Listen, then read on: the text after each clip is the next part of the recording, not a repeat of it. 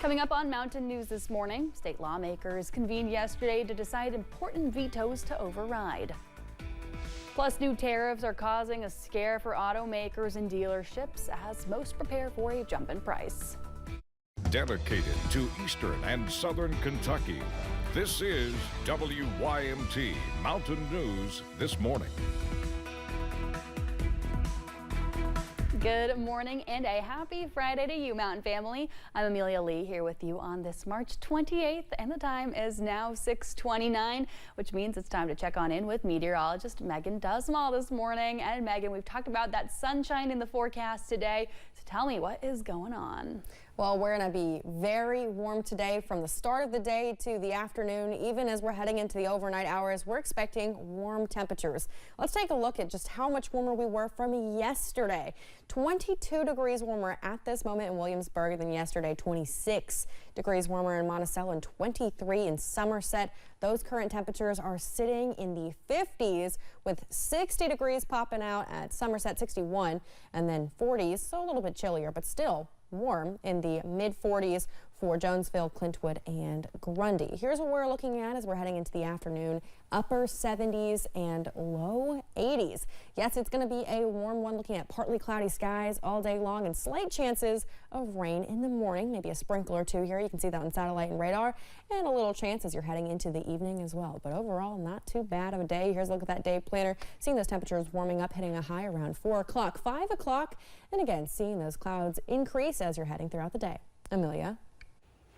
Thank you, Megan. Well, this year's state legislative session will end today. The Republican supermajority was hard at work reversing vetoes made by Governor Andy Beshear. Both the House and Senate overrode the governor's veto of House Bill 4, the bill to ban diversity, equity, and inclusion on Kentucky's public university and college campuses. They also overrode the veto of House Bill 695, which adds a mandatory work reporting requirement for able-bodied adults without dependence on Medicaid.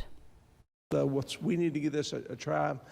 I think it can be very insightful. I think when more people get to the table to take a look at this, we can truly improve the health of our population and save considerable money for people to, again, expand access to care. Both the House and Senate also overrode the veto of House Bill 684. Secretary of State Michael Adams says the bill expands who can vote in person before official early voting starts. Governor Andy Beshear says it will make voting more difficult by no longer allowing a voter to use their debit or credit card as a form of identification.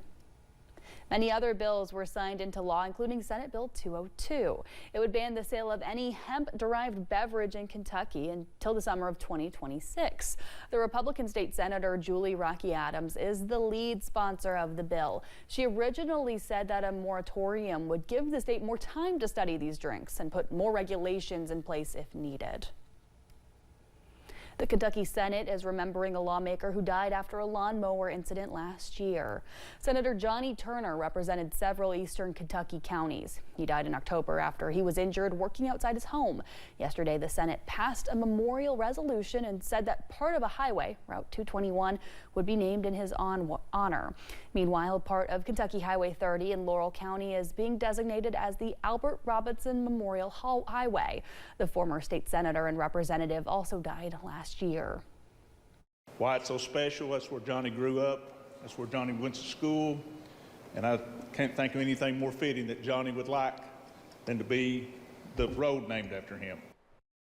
Senator Maiden says Turner stayed grounded to the values that shaped him, his faith, family, and a deep commitment to eastern Kentucky. In Laurel County, the intersection with Ulrich Lane to mile marker 9.5 of Kentucky Highway 30 is being designated as Albert Robinson Memorial Highway. The former state senator and representative also died last year. And there were other notable figures from our area who had roads designated in their honor. From mile marker 20.9 to 23.7 along US 119 in Pike County will be known as Coach Philip Haywood Highway. The legendary Belfry football coach died earlier this year after a crash. In Kentucky 908 from mile marker 0.7 to 0.9 in Martin County will be known as the Priest Brothers World War II Memorial Highway. It honors 3 brothers who served in World War II who were from Martin County. The National Congress hosted a hearing yesterday morning to examine the midair collision between a Black Hawk helicopter and an American Airlines plane. The crash happened near Washington, D.C. and killed 67 people. Senator Ted Cruz was in that hearing, and he acknowledged family members who were impacted by the tragedy and added that the situation was preventable. It didn't have to happen. And I want you to know that I am committed to using the power of this committee to determine if any policy failures led to this crash and making certain that Congress acts to correct them. NTSB Chairwoman Jennifer Homendy says that the FAA needs to do more to analyze safety. The collision was the deadliest plane crash in the country since 2001.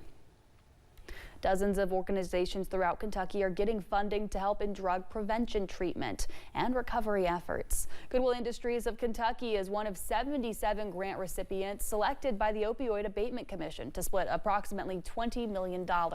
Goodwill hopes to help people get back on their feet once they complete treatment for drug addiction or released from prison.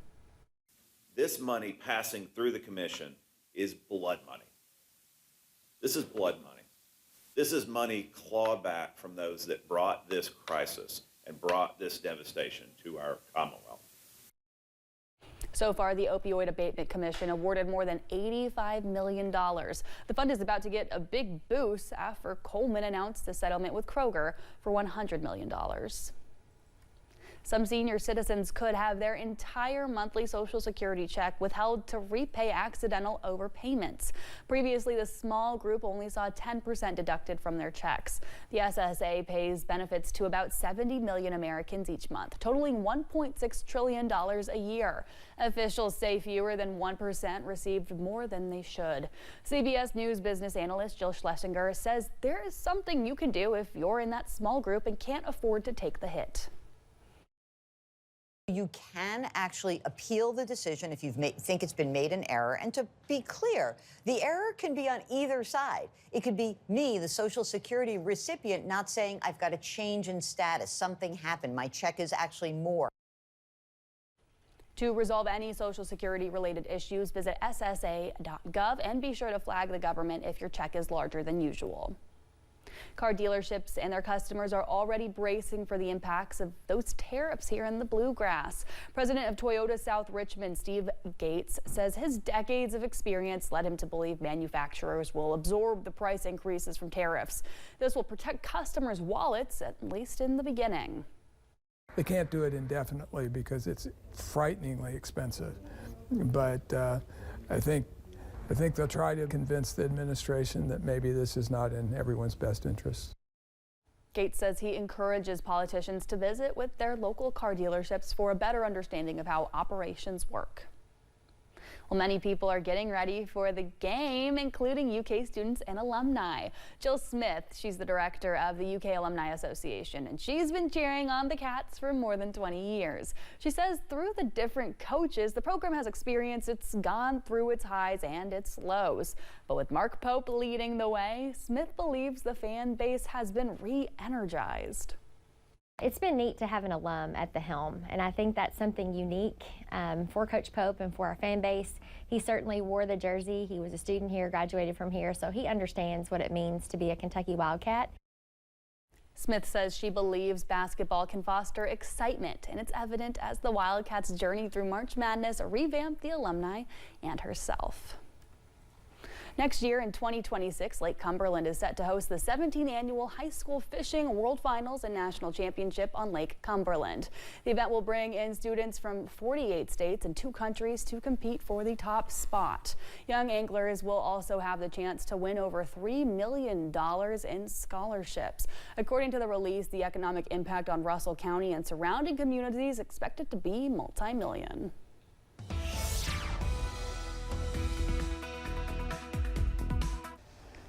We're watching slight chances of rain this morning moving across the region. We'll continue to track these as we're going through the next couple hours. It will clear out by the time we head into the afternoon, but we do have another slight chance of some showers as you're heading into the evening hours. Let's talk those temperatures though, because it is warm today. Starting off right now in the 50s, seeing some 40s across the area, 49 for Manchester, 46 for Jonesville, 44 for both Clintwood and Grundy. But as we head to the afternoon, we'll see this warmth across the entirety of the Commonwealth.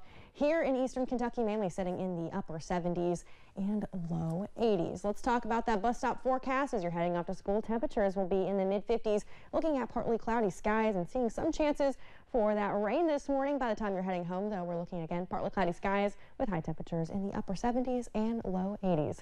Stay with us. More mountain news and weather is on the way.